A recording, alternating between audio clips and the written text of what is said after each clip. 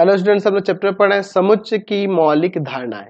और आज की क्लास में हम लोग सबसे पहले बात करेंगे समुच्चय के प्रकार, उनके काइंड के बारे में। ठीक है ना जी। यहाँ पे मैं हेडिंग देता हूं, समुच्चय के भेद लिख दीजिए या प्रकार भी लिख सकते हैं, काइंड्स या टाइप ऑफ सेट। चलिए देखते हैं समुच्चय के भेद। मैंने पिछले वीडियो में दो टाइप तो आपको बता दिए थे, परिमित समुच्चय और अपरिमित। परिमित यानी जिनमें अवयवों की संख्या निर्धारित हो, गिनती की जा सके, और अपरिमित जिसमें अवयवों की संख्या निर्धारित ना, उसकी गिनती ना की जा सके, है ना जी। तो उसको अपरिमित समझते हैं। अब कुछ अन्य प्रकार भी हैं, उनको देखते हैं।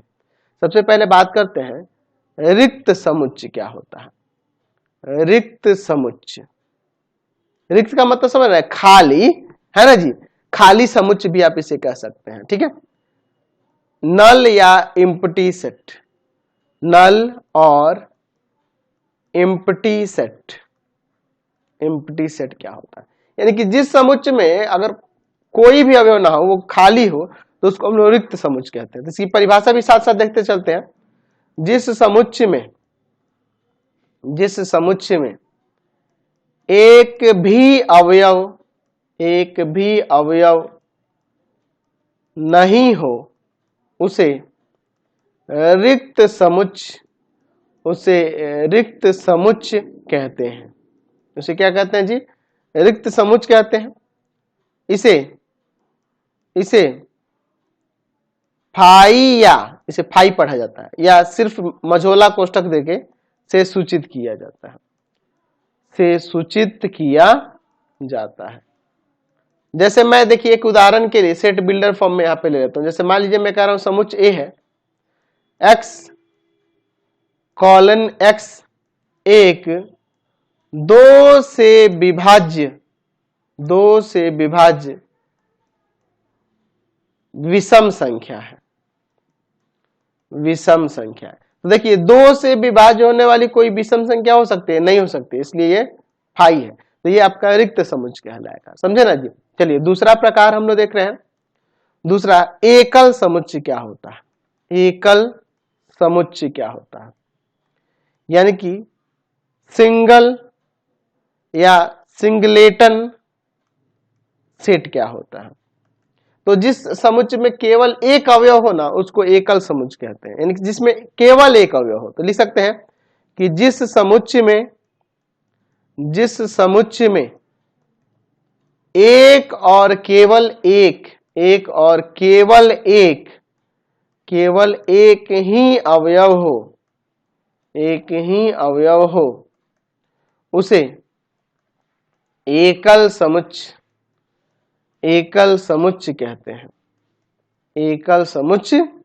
कहते हैं। सिंगलेटन सेट कहते हैं। जैसे मान लीजिए कोई सेट बी ले लेता हूं और मैं इसमें लिख देता हूं सिर्फ 2, है ना। तो सिर्फ एक ही अवयव है इस सेट में, इसलिए इसको क्या कहेंगे? एकल समुच्चय कहेंगे। अगला प्रकार देखते हैं हम लोग। युग्म समुच्चय। युग्म का मतलब समझना, जोड़ा, यानी कि जिसमें दो अवयव होंगे, है ना जी।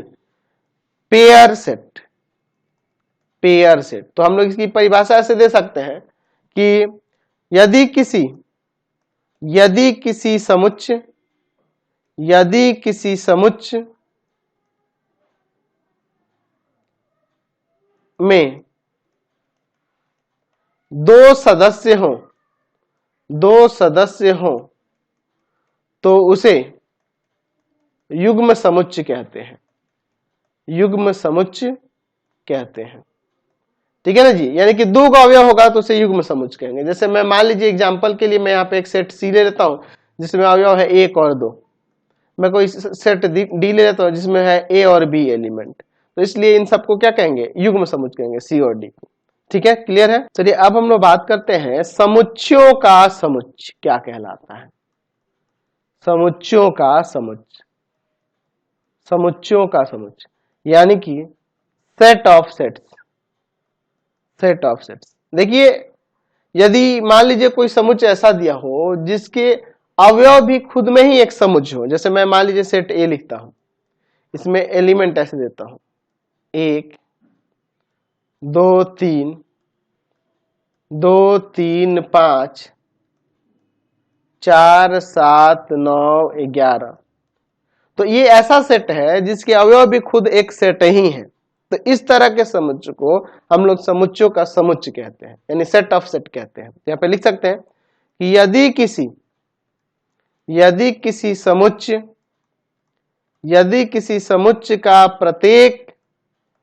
प्रत्येक सदस्य भी एक समुच्चय हो तो ऐसे समुच्चय को समुच्चयों का समुच्चय कहते हैं। समुच्चयों का समुच्चय कहते हैं, सेट ऑफ सेट कहते हैं। ठीक है ना जी, समझ गए।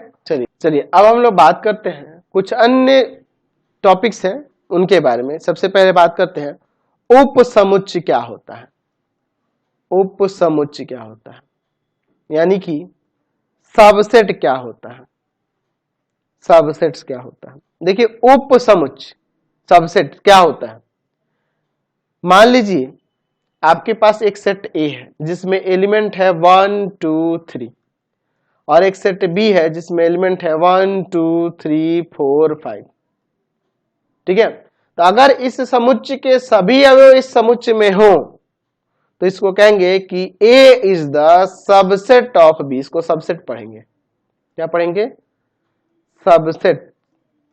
ए is the subset of B. ठीक है ना जी। तो हम लोग इसकी परिभाषा ऐसे दे सकते हैं कि ए और बी दो समुच्चय इस प्रकार हो कि समुच्चय ए का प्रत्येक अवयव समुच्चय बी का भी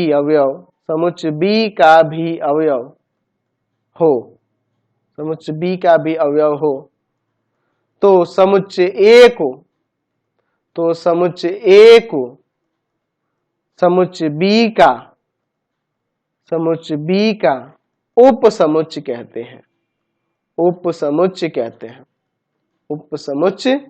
कहते हैं। अच्छा, तो याद रखने के लिए यहां पे लिख सकते हैं कि यदि ए बी का उपसमुच्चय हो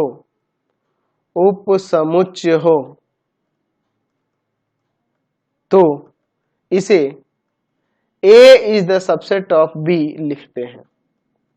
याद रखने के लिए मैंने बता दिया, इस तरह से इसको लिखा जाता है। ठीक है ना जी। तो यहां से क्लियर हो गया क्या होता है उपसमुच्चय। अच्छा, अगर मान लीजिए ये सेट ए लेते हैं यहां पर 1 2 3 4 और सेट बी लेते हैं 1 2 3 5 6 7 ऐसे करके। तो मैं यहां देख रहा हूं कि ए के सभी एलिमेंट बी में नहीं है, तो इस कंडीशन में A is the not a subset of B. इसको नॉट अ सबसेट, उसी लकीर से काट देंगे तो इसे not a subset of B कहेंगे। यानी ध्यान रखेंगे कि यहां पर यदि ए का कोई अवयव बी का अवयव नहीं है तो हम A is the not a subset of B लिखते हैं। ऐसे हम लोग इसे लिखते हैं, ये याद रखेंगे। ठीक है, तो देख लो इसमें अवयव जो 4 है इस सबसेट का अवयव नहीं है, इसलिए इसे not a subset of B लिखेंगे। ठीक है, चलिए अब हम लोग बात करते हैं अधिसमुच्चय क्या होता है। अधिसमुच्चय क्या होता है, यानी कि सुपर सेट क्या कहलाता है। ठीक है, जैसे मान लीजिए ए बी का सबसेट हो, उपसमुच्चय, तो यहां कह सकते हैं कि बी ए का सुपर सेट है। बी को ए का सुपर सेट यानी अधिसमुच्चय कहते हैं। बस यही सिंबल जो है ना पलट जा रहा है, मीनिंग वही निकलेगा दोनों का, बस सिंबल है जो पलट जा रहा है। यानी आप इसकी परिभाषा ऐसे दे सकते हैं कि यदि ए बी का उपसमुच्चय हो तो B को A का अधिसमुच्चय कहते हैं, अधिसमुच्चय कहते हैं।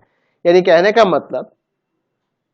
का मतलब यहां पर A सेट दे दे और एक B set they they. A में 1 2 3 4 ऐसे एलिमेंट थे और B सेट ले लेते हैं जिसमें एलिमेंट है 1 2 3 4 5। तो A के सभी अवयव B में है, यानी A B का सबसेट है, तो यहां कह सकते हैं कि B is the super set of A। ठीक है, इसे ऐसे सूचित करते हैं। समझ गए ना? तो इसमें और कुछ खास नहीं, बस वही संकेत पलट जा रहा है, मीनिंग दोनों का सेम ही आएगा। यहाँ A के सभी अवयव B में होने चाहिए, तो B A का सुपर सेट कहलाएगा। ठीक है ना जी, ऐसे भी आप कह सकते हैं। चलिए अब हम लोग बात करते हैं उचित उपसमुच्चय क्या होता है। उचित उपसमुच्चय, उचित उपसमुच्चय या इसे एक और नाम से जानते हैं हम लोग, यथार्थ उपसमुच्चय। यथार्थ उपसमुच्चय यानी कि प्रोपर सबसेट क्या होता है, प्रोपर सबसेट क्या होता है, उचित उपसमुच्चय क्या होता है। जैसे यहां पे उचित उपसमुच्चय की पहले परिभाषा देख लेते हैं, फिर उसके बाद बात करेंगे। कोई समुच्चय A समुच्चय B का उचित उपसमुच्चय कहलाता है, उचित उपसमुच्चय कहलाता है, उचित उपसमुच्चय कहलाता है, उचित उपसमुच्चय कहलाता है। यदि क्या कंडीशन है जी उचित उपसमुच्चय कहलाने के लिए? पहला कंडीशन कि A का प्रत्येक अवयव B का भी अवयव है, B का भी अवयव हो, और दूसरा कंडीशन क्या रहता है कि B में कम से कम एक अवयव ऐसा हो जो A का अवयव नहीं हो। तो इसे हो गया, इतना ही काफी है। जैसे मान लीजिए सेट A ले लेते हैं, 1 2 3, और एक सेट B ले लेते हैं जिसमें एलिमेंट है 1 2 3 4 5। या कह सकते हैं कि A B का उचित उपसमुच्चय है, इसको उचित उपसमुच्चय प्रॉपर सबसेट पढ़ा जाता है, प्रॉपर सबसेट इसे पढ़ा जाता है, इसको हम लोग प्रॉपर सबसेट कहेंगे। क्योंकि मैं यहां देख रहा हूं कि A के सभी अवयव B में है, लेकिन B में कम से कम यहाँ 2 अवयव 4 और 5 ऐसे हैं जो A में नहीं है। कम से कम होना चाहिए एक, तो यहाँ 2 अवयव दिख रहे हैं जो इसके अवयव नहीं है। अब आप कहोगे कि सर ये तो आप इसे कह सकते हैं कि सबसेट भी है। हाँ बिल्कुल सबसेट भी है। दोनों में फर्क क्या रहा? अगर मान लीजिए मैं सेट A यहाँ पे ले लूं 1 2 3 और सेट B ले लूं यहाँ पर 1 2 3 ही अवयव, तो यहाँ कह सकते हैं कि A B का सबसेट है, लेकिन A B का प्रॉपर सबसेट नहीं कह सकते हैं। ये नहीं कह सकते क्योंकि A के सारे एलिमेंट B में है, लेकिन B में कोई ऐसा अवयव नहीं है जो A में नहीं है, तो इसको नहीं कह सकते कि A B का प्रॉपर सबसेट है। ठीक है ना जी? और इसको कह सकते हैं कि ये B का सबसेट है। तो दोनों में फर्क पता चला। यानी कहने का मतलब जो यहां पर प्रॉपर सबसेट होता है, प्रॉपर सबसेट, उसमें देखा जाता है कि सभी एलिमेंट इसमें हो, लेकिन कम से कम इसमें एक ऐसा एलिमेंट हो जो इसमें ना हो। लेकिन इस सबसेट वाले कंडीशन में ऐसा नहीं देखा जाता। बस इसमें देखेंगे कि इस वाले सेट के सारे एलिमेंट उसमें है तो उसको प्रॉपर सबसेट, इस वाले सेट के सारे एलिमेंट इसमें है तो इसमें इसको सबसेट कह देंगे। ठीक है, अगर इसमें कम से कम एक ऐसा एलिमेंट जो इसमें ना रहे तब उसको प्रॉपर सबसेट कहेंगे। तो दोनों में ये फर्क है। ठीक है ना जी? तो इसको प्रॉपर सबसेट का सिंबल कहते हैं। अच्छा, एक और हम लोग इसके विपरीत देख सकते हैं, उचित उपसमुच्चय के विपरीत, यथार्थ उपसमुच्चय के विपरीत अयथार्थ उपसमुच्चय।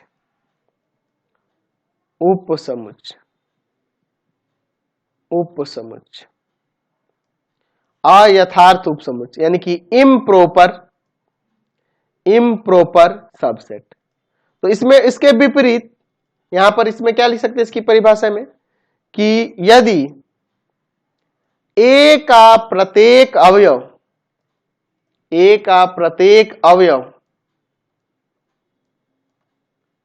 बी में हो तथा बी में एक भी अवयव ऐसा नहीं है या ऐसा ना हो जो ए में ना हो, तो ए को बी का अयथार्थ उपसमुच्चय कहते हैं।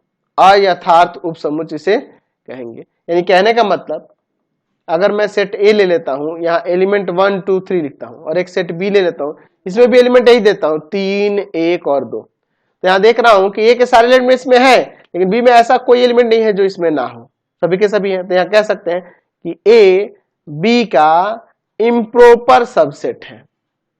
ठीक है, इम्प्रॉपर सबसेट है ना जी, अयथार्थ उपसमुच्चय। या हम लोग यहाँ पे कह सकते हैं कि ए बी का सबसेट है, सबसेट भी आप कह सकते हैं। ठीक है ना जी, कोई दिक्कत नहीं है। सॉरी, ए बी का सबसेट कह सकते हैं, प्रॉपर नहीं सबसेट कह सकते हैं, इसके सारे एलिमेंट इसमें है तो ये सबसेट हो जाएगा। समझे ना जी। चलिए अब हम लोग थोड़ा सा उपसमुच्चय के कुछ गुण हैं उनको देख लेते हैं। उपसमुच्चय के गुण, इसके प्रॉपर्टीज देख लेते हैं। पहला गुण हम लिख सकते हैं कि प्रत्येक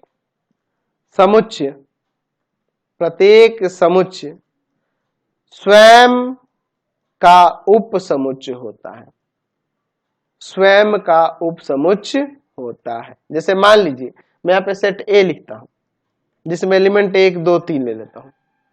ठीक है, तो मैं कह सकता हूं कि ए का सबसेट है, क्योंकि ए वाले सेट के सभी एलिमेंट सेट ए में तो मिले ही जाएंगे ना जी, समझ गए ना। यानी कि अगर हम लोग यहाँ पर मान लें, इसको ऐसे साबित भी कर रहे थे, माना ए कोई समुच्चय है, अगर ये समुच्चय है और मान लेते हैं इसमें कोई एलिमेंट एक्स है जो ए से बिलोंग कर रहा है, तो जाहिर सी बात है वो एक्स जो भी एलिमेंट को इस सेट ए से बिलोंग करेंगे। तो एक्स सेट ए में मिल रहा है और ये एक्स सेट ए में मिल रहा है, इसका मतलब कि A is the subset of ए लिख सकते हैं। ठीक है ना जी। चलिए दूसरी प्रॉपर्टी, जो रिक्त समुच्चय होता है वह प्रत्येक समुच्चय का उपसमुच्चय होता है। यहाँ पे लिख सकते हैं कि रिक्त समुच्चय प्रत्येक समुच्चय का उपसमुच्चय होता है। क्योंकि रिक्त समुच्चय में कोई अवयव नहीं होता है, तो उसके जब उसमें कोई अवयव नहीं है तो हर एक सेट से बिलोंग करेगा कि नहीं उसके एलिमेंट। तो यहाँ इसको दिखाने के लिए लिख सकते हैं कि माना फाई रिक्त समुच्चय है तथा ए कोई समुच्चय है। ठीक है, तो यहां फाई का मतलब क्या है, इसमें कोई अवयव नहीं है, इसमें कोई अवयव नहीं है, इसका मतलब ही ना है जी। इसलिए हम क्या कह सकते हैं जी कि फाई में कोई ऐसा अवयव नहीं है जो ए में नहीं है। फाई में ऐसा कोई अवयव नहीं है जो ए में नहीं है, इसका मतलब हम लोग कह सकते हैं कि phi is a subset of A. बिल्कुल सही है ना जी। अब देखिए अगली प्रॉपर्टी, यहां पर यदि A is the subset of B तथा B is the subset of A, तो ए बराबर बी हो जाएगा। यानी कि ए के सभी एलिमेंट बी में हो और बी के भी सभी एलिमेंट ए में हो, तो ए बराबर बी नहीं हो जाएगा। बात को समझे ना जी। यहाँ पर ए सेट है जिसमें एलिमेंट मान लीजिए 1 2 3 है, और एक बी सेट ले लेते हैं उसमें एलिमेंट जो है 1 2 3 है। यहाँ देख रहे हैं कि ए जो है बी का सबसेट है और बी के भी सारे एलिमेंट ए में है, तो B is the subset of A. तो इसका मतलब यह हुआ ना कि ए बराबर बी, क्योंकि दोनों समान समुच्चय होगा तभी ये पॉसिबल हो सकता है। ठीक है, अगली प्रॉपर्टी देखते हैं। मान लीजिए A is the subset of B तथा B is the subset of C, तो A is the subset of C होगा। बात को समझे ना। ए बी का सबसेट है, बी सी का सबसेट है, तो यहाँ पे कह सकते हैं कि ए सी का सबसेट होगा। कैसे? मान लेते हैं कि कोई एलिमेंट एक्स है जो सेट ए में मिल रहा है, तो जब ए बी का सबसेट है तो वो एक्स एलिमेंट जो होगा बी में भी मिलेगा। क्यों? क्योंकि A is the subset of B. अच्छा, एक्स एलिमेंट बी में मिल रहा है तो वह सी में भी मिलेगा, क्योंकि B is the subset of C. तो जब एक्स ए में मिल रहा है और फिर सी में मिल रहा है, इसलिए ए इज द सबसेट ऑफ सी नहीं हो जाएगा, है कि नहीं? तो ये सारे प्रॉपर्टीज हैं, इनको ध्यान रखेंगे, ये सारे गुण याद रखेंगे, इनका यूज हम लोग आगे एक्सरसाइज में करने वाले हैं। फिलहाल आज की क्लास में इतना ही, नेक्स्ट वीडियो में आगे देखेंगे। आपको हमारे 3 चैनलों को सब्सक्राइब करना होगा। पहला है path finder classes Chhapra, path finder classes Chhapra. दूसरा है आपके पास भारती भवन रविकांत सर, भारती भवन रविकांत सर, रविकांत सर। और तीसरा चैनल है Ravikant sir RD Sharma solution, RD Sharma solution. तीनों चैनलों को सब्सक्राइब कर लेंगे। इससे रिलेटेड वीडियो के लिए सीधे डिस्क्रिप्शन में, इससे रिलेटेड नोट्स के लिए गूगल पे जाकर सर्च करेंगे www.ravikantsir.in और यहाँ जाकर आप सभी क्लासेस के नोट्स, उनके पीडीएफ को डाउनलोड कर सकते हैं, पढ़ सकते हैं। इंस्टाग्राम और फेसबुक पे जाकर पाथफाइंडर क्लासेस छपरा को लाइक एंड फॉलो करना नहीं भूलेंगे। Thanks for watching the video. Comment करके जरूर बताएं कि हमारे चैनल के वीडियोज आप सभी को कैसे लगते हैं। Thanks for watching.